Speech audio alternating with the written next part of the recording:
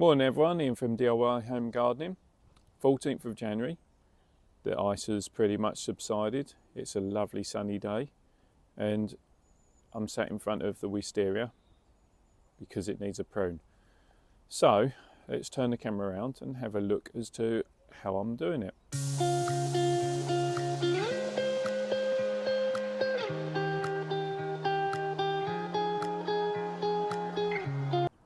So this is a video on how to prune or how to winter prune your wisteria. Now I did the original video on this just over 4 years ago, and the plant at the time only occupied a very small area of that. It's just been planted, and indeed we didn't even have any paving down. So you can see as I did the paving, it encompasses around the plant. So there's only that small zone there that is soil, but it is soil all the way down, and then underplanted with the winter flowering cyclamen. Oh, plus I have the little solar unit that does the lights that run across the back of the house.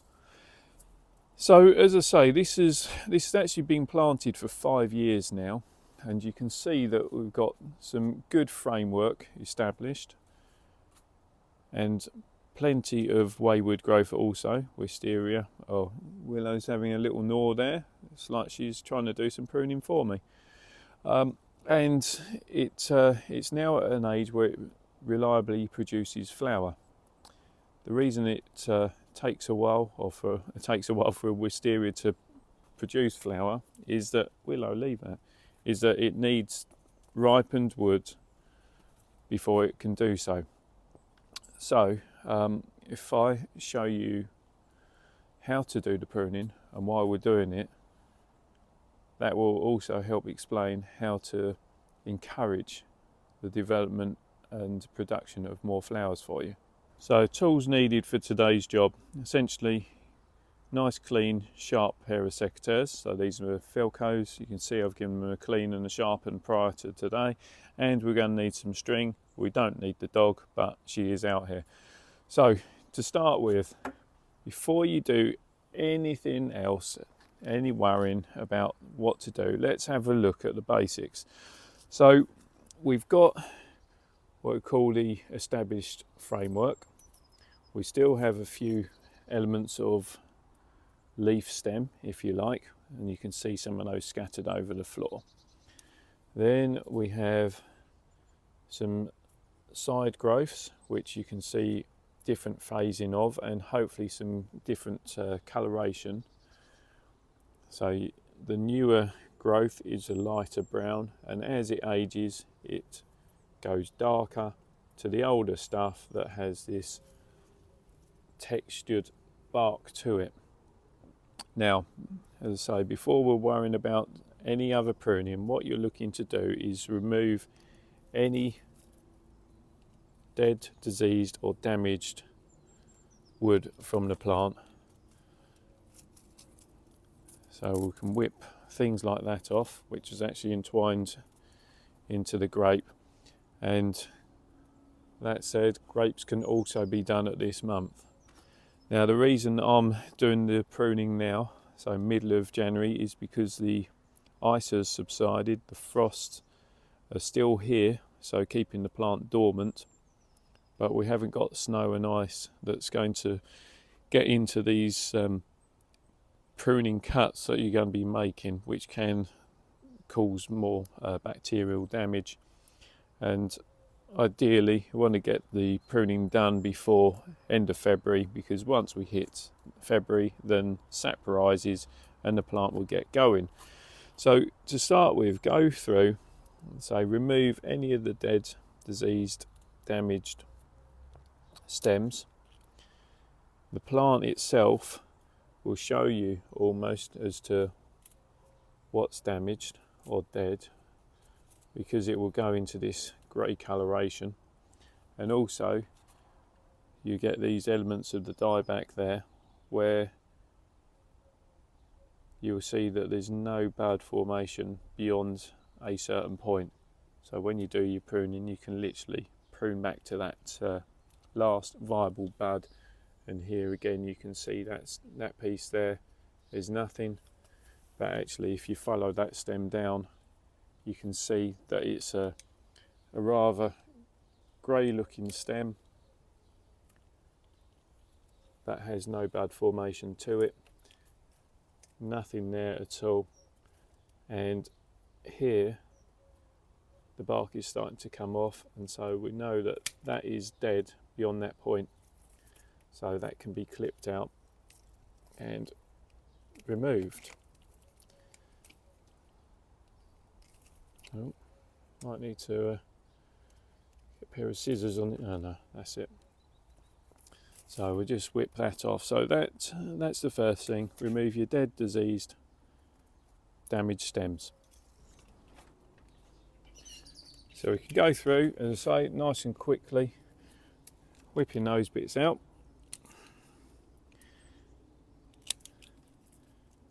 Trying to chase back to where the damage is. And also taking off any of the spent leaf matter as we go, because you don't want that left on there that's going to harbour any other pests going into the growing season. So you can see things like that, they're just not going to be beneficial to keep on there. And by going through and removing these dead pieces, you'll also help to open up this plant as well. So that whole piece there is dead.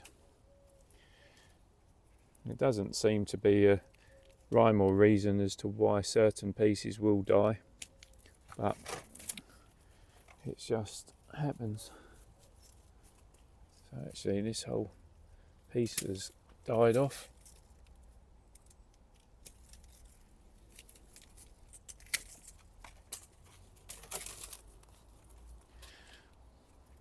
And you can see this long old piece that I've left on, so I've left that from the summer, knowing that that was going to become part of my new framework. So what I tend to do is say you do a summer prune and then the winter prune, and I always have it in the back of my mind come the summer as to which bits I think are going to be good enough for tying in and maintaining and extending my framework. And so I do try and keep a couple of pieces that will facilitate that. So we're just whipping out some of this.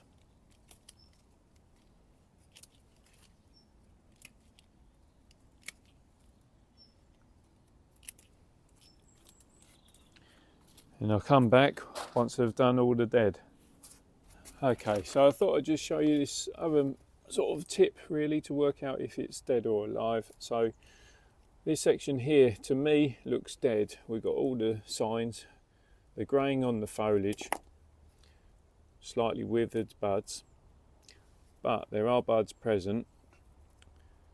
That tip is still a golden brown colour, but it definitely doesn't look good to me. So using either your thumbnail or secateurs, lightly scrape the bark, and you can see it's brown underneath. So the brown underneath denotes that that section is dead. You can then do the same as you get further up to work out. So that's still dead there. Now this, we got this little spur up here. This to me looks healthier than that bottom bit, so you can already see a little hint of what's to come. So just again, just lightly use your secateurs or thumbnail, and below that top section of bark is green, so that denotes that that is live up to that point, that bud, and that's your cut there. And so all of this old dead stuff can now be removed. So it's a little tip there.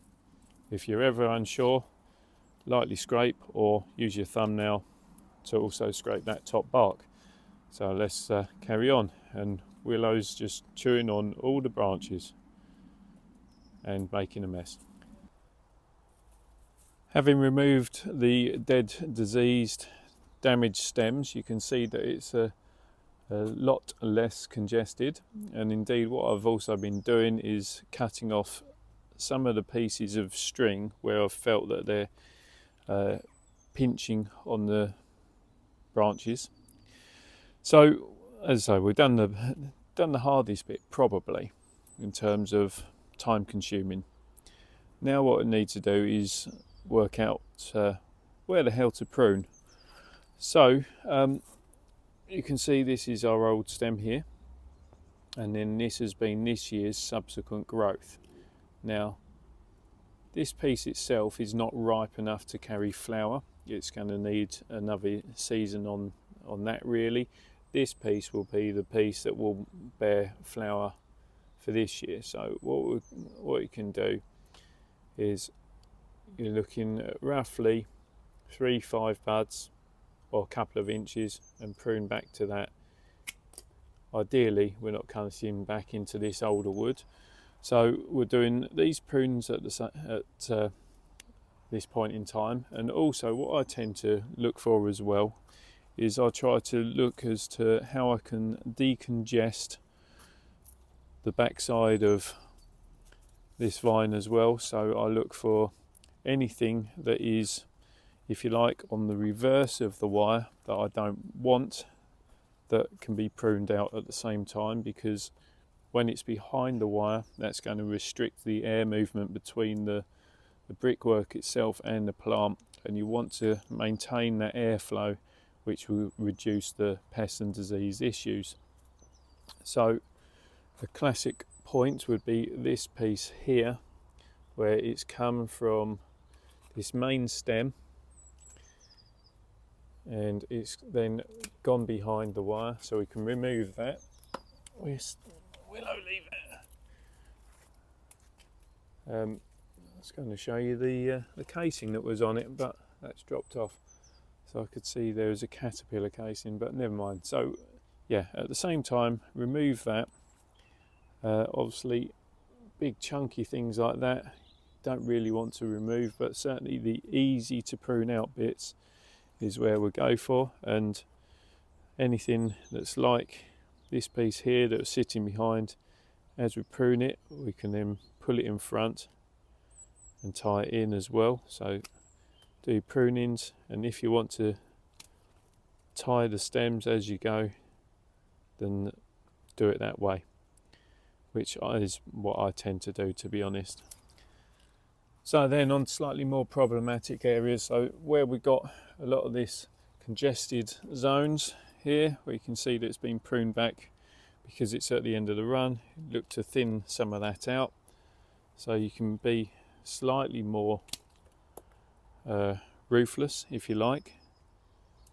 So we remove some of those side pieces, which then leaves us with just one branch coming from there, and then that section there opens that up, and subsequently prune that off. And again, here where you got these congested zones, well, let's look at this congested zone. We got nice strong piece there, which would be fine because we'll tie that in. Little base piece here, that one there, and this one here will maintain, tip it, and then you should get, not this year but in subsequent years, flower forming up the side of this as well. So you just come through and say remove out the most congested pieces,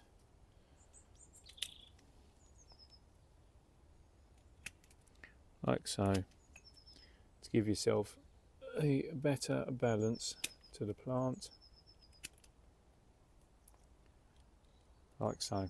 So next job is just carrying that on and tying in as we go. So I just want to show you on this piece here, so having done the basic pruning, it's actually sitting kind of to the side and behind of where I want it, so just carefully maneuver it around and then bring it back in front, which would then leave this piece as sitting on the backside, which is not really ideal because it's leading to too much congestion for my liking. Might need to cut this tie to free up movement a little bit. That's better.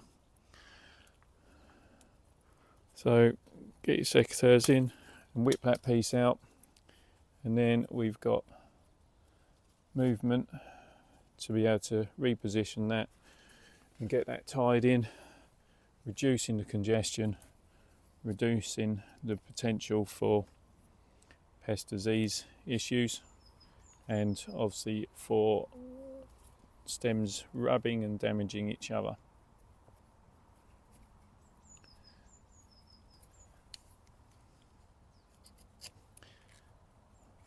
Now you notice when I'm doing my tying in that ideally what we're doing is tying in on an angle, bit of an angle, or a horizontal, and the reason we're doing that is that will induce more flower production. If you leave your stems going straight up, then you'll get plenty of upward growth.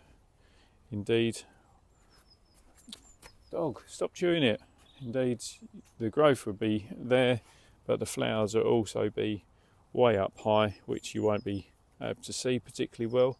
So by bending and training the stems to be on a more horizontal plane, you're breaking what is called apical dominance, which then will translate into better flower formation at a lower level, and also you'll end up with more growth because you've got these lowered stems down here, and then the apical domination, which is or dominance, which is wanting the plants to grow upwards, will then mean that from subsequent buds on the frame will then shoot upwards to help you infill this.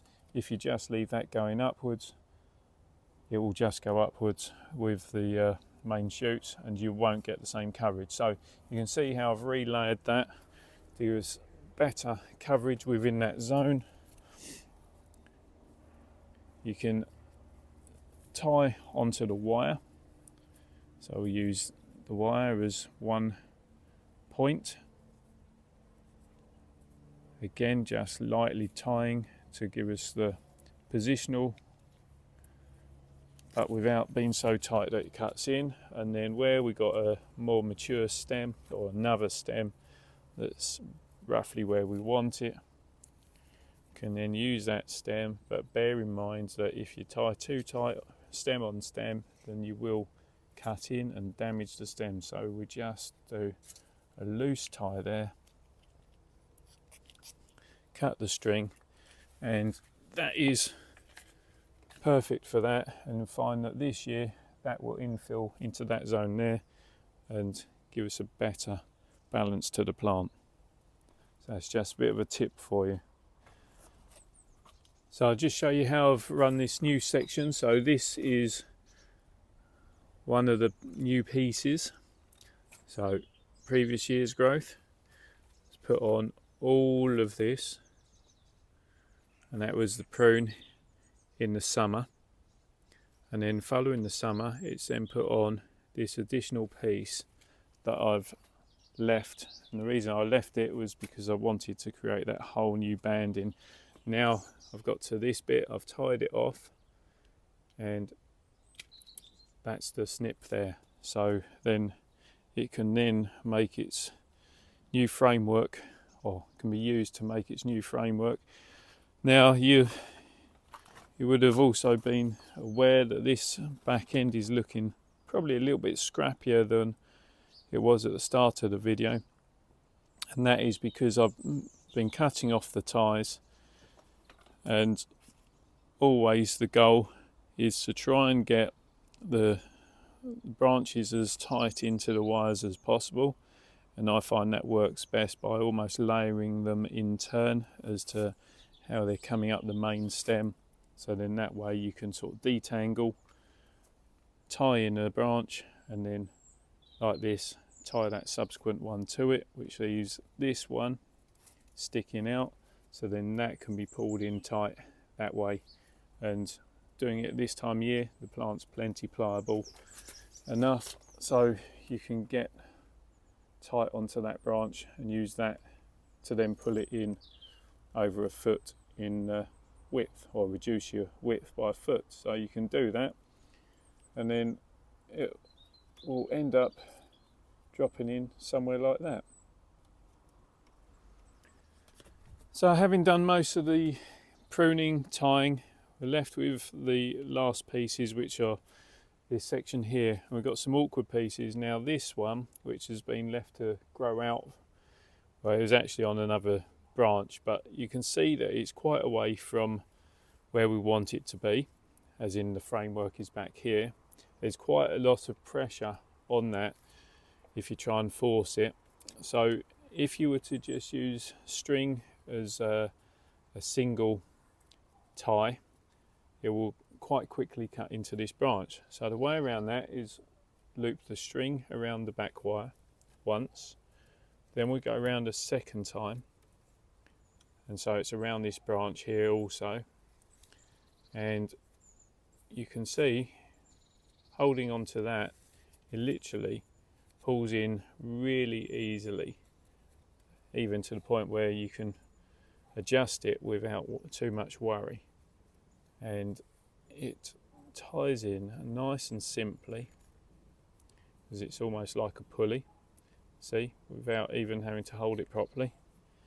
And that there is tied in nice and securely, still loose enough it's got some spring, it's not going to be cutting into that wood, and it's pulled it back quite some way. Now again, we're left with these sort of scrappy pieces. You can see this is protruding out. I haven't got an obvious place for this to go, so in this instance just cut the whole thing back, re-examine what can we do with this. Well, again, it's not looking particularly good, so in this instance take the whole thing back down to there, tuck that piece through there. So this is really sort of the dregs of what we're dealing with. Cut that down low also. This bit, again, I've got no way for that to be tied into, and whilst it'd be lovely to have some flower coming out, don't want it too far, so in this instance you're just sort of cutting back into the slightly older wood just to almost stop that growth, and that won't come out beyond there. And then we got this bit of wayward growth, which I had left on originally to go up, but it's not going to be plain bolt, so again just cutting that, because you can see it's a little bit like a pig's tail on the end, so it's never going to be tidy. And what we've got is this one here also, but it's nice long growth. However, it's coming from here, so it'd be cutting right away through the angle on the plant, congesting up this middle, and we don't want that. So just nip that off, tidy that, and I cut that old piece of string off because that's now impinging this. So you just cut it, and then you can retie, but with a looser tie to it. And so really, as you're going through, you're checking every one of the old ties.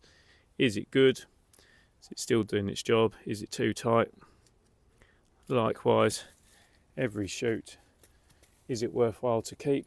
So that decent shoot for future, just tuck it in behind there, give that a tie.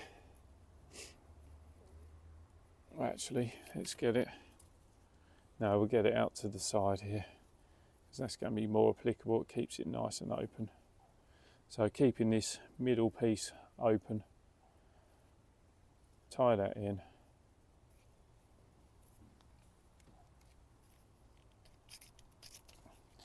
and snip that back. We're through these last few pieces, so going through, literally tackling every single one.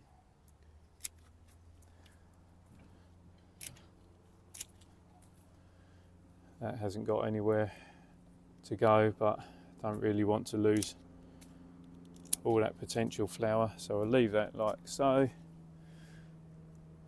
That one's taken back, that one's taken back.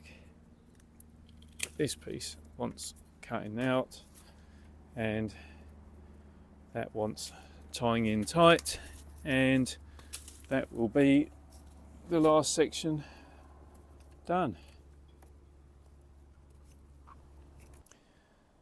There we are, so we've got the bucket worth of rubbish of some old and some new growth, and that is the wisteria all pruned and tied in for the winter. It's looking good. Can't wait for it to flower now. So that's it, an hour and a half, well, just over an hour and a half of pruning and tying, and that is the winter pruning done of the wisteria.